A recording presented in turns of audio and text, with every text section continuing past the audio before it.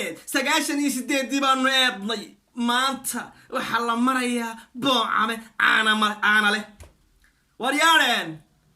talaysuba kii sheegta saaka waa talinaya isna dhiibi mayno inta qof inaga nool yahay hartiyo reer Puntland doorashadaasaynu waxa weeye ku eeganaa doorashada hadda soo socota ayaynu ku eeganaa wixii kale waa la kala tashanaya in walo gobolkaaga weeye waxaan leeyahay war maatada laga roorto garow laga roo eel halageeyo show arrimaha mayna fahmin ba waxaynu maqlaa'oon oo maqlana iyamaha kan geedi caanale oo rarayo oo leeyahay waa geedi caanale minda sheekada mayna fahmine sheekadu waxa weeyaan waa boocame caanale inna lillahi wa inna ilayhi raaji'un boocame caanale bay ku soo afgo'day sheekadii yaa ayuhal Puntland yaa ayuhal harti xaqiiqada waa diidan laakiin saaka wallahi billahi tallahi biiraan bala isku laqsiinaya sheekadii waxay ku soo ururtay oo ku soo dhamaatay oo ku soo afgo'day boocame caanale garow caanale waxa way baxrada caanale bixin caanale ayl iyo xaggaasana loo socda maanta taariikh baan idinka dhacayaa ummadda Soomaaliyeed wax weyn iyo qora ina dhageysta kaliibkaana waxa weeye meel kasta hal la gaarsiiyo hartigii hal la gaarsiiyo reer Puntlandkii hal la gaarsiiyo 1990kii markii dawladii Soomaaliya ay dhacday ee birta la iska aslay ee hubkii libaaha Afrika oo nooc kasta leh uu beelihii Soomaaliya uu gacmaha u galay reer Sheekh Saxaaq oo iska dhan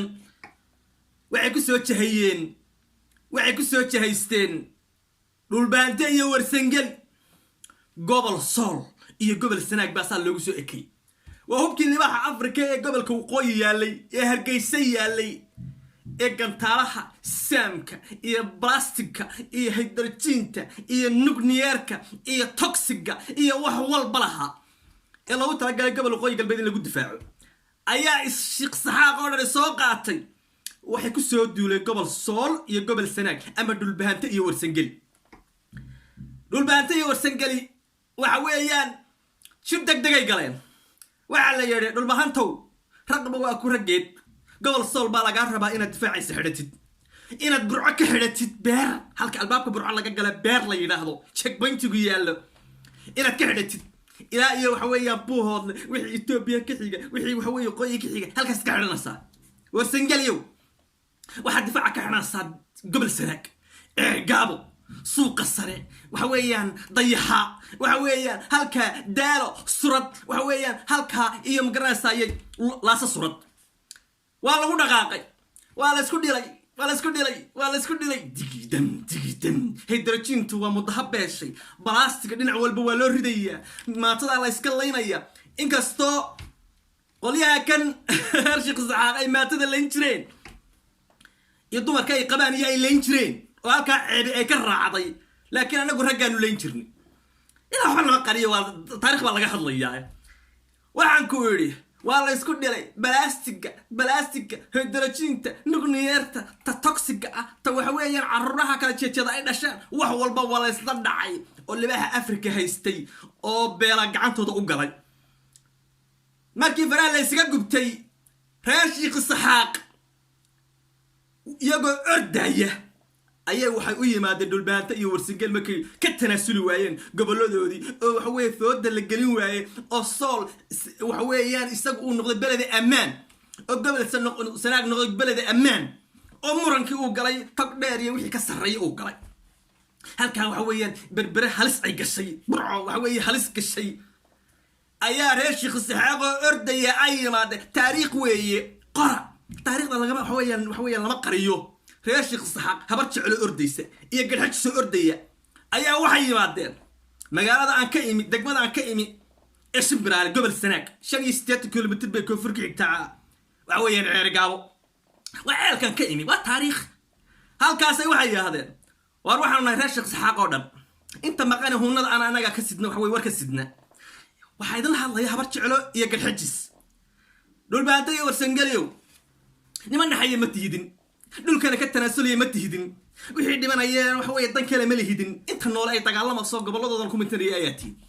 nabad baanu sidnaa aan heshiino goboladiina ku ekaada aan ku arkayo ku ekaano laas caanad idinka iyo sool idinka iska idinlama degto ceeri gaabana in maadeerayaalow boqortooyo yahay saldanadii hartiyay iyo garaadadii waxa weeye hartiyo dhulbaantay warsangeliyo ceeri gaabana aan wada degnaano in cashan ka kulmaysanana waxa weeye ka ganacsanana danala qaata gacan halkaas lagu saxay oo ilaahay og yahay oo marqaati dir iyo taaro ay marqaati ka ahay haddaba raggiisa waxay isaga celiyay in maanta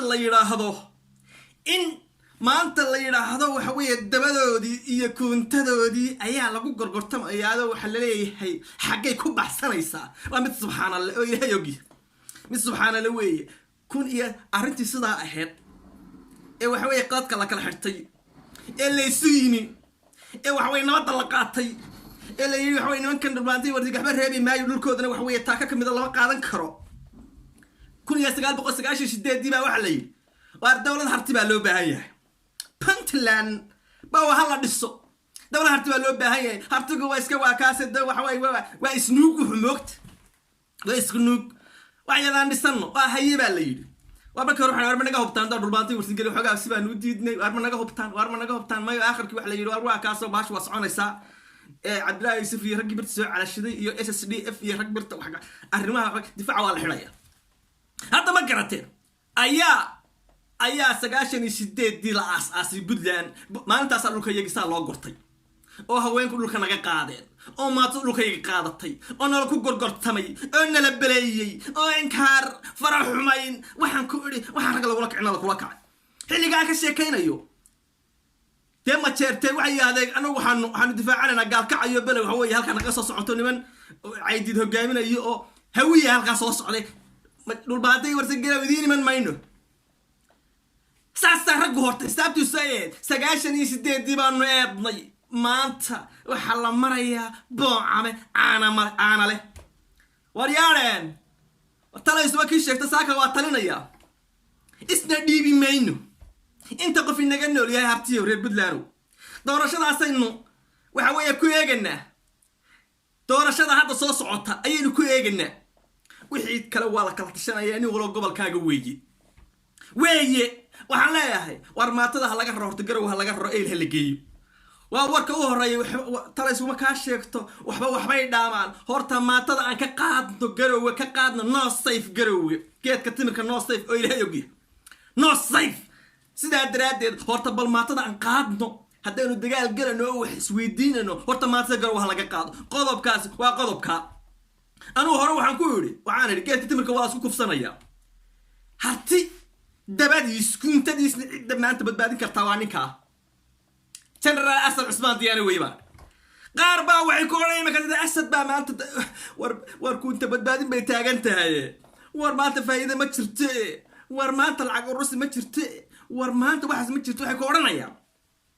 asad ba ku madax mar asad ba ku qaatay ariya is miskiin ariya ilaahi qaan ariya miskiin wa fatadaada dabadaada ka talinaya inay safe noqoto aan la cashuurin oo ilaahay og yahay inaan asad jecleen laakiin ninka maanta ina bixin kara inuu yahay baan ogahay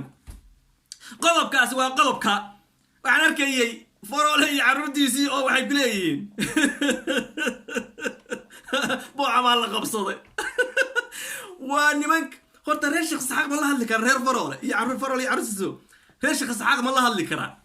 magba lagu leeyahay ilaahay iga sarreeyay mana jubudhu oran karin kulligood qisaas baa loo soo taagay oday qisaas baa loo soo taagay inamadiisa qisaas baa loo soo taagay muusabix oraya farole carruurtiisa la soo qabto ma iga hadli kara mise markay dalka joogan miyaanay garab Puntland xukumayeen miyaanay arladiiba aanay bixin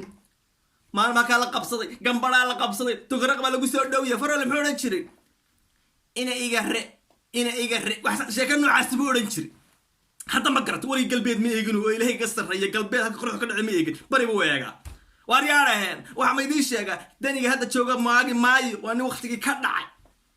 doorashada hala soo dadajiyaan leeyahay war hooy ninka maanta ina badbaadin kara ina la baxsan kara way asad Usmaan Diyaani xilkaan u dhibin dhul bahante iyo warsangeli hataan u nahay maanta war yaa ma jeerteeno ama maqlasan haddaad rabtaan maanta in kuntadeenu ay badbaado waxna ka faan badnidin maanta lama ma kaftami karteen oo ilaahay og yahay nin ma jeerteen iyo nin wiil harti inaan wax kaftami karin hadli kan maqaxya waa ka carrada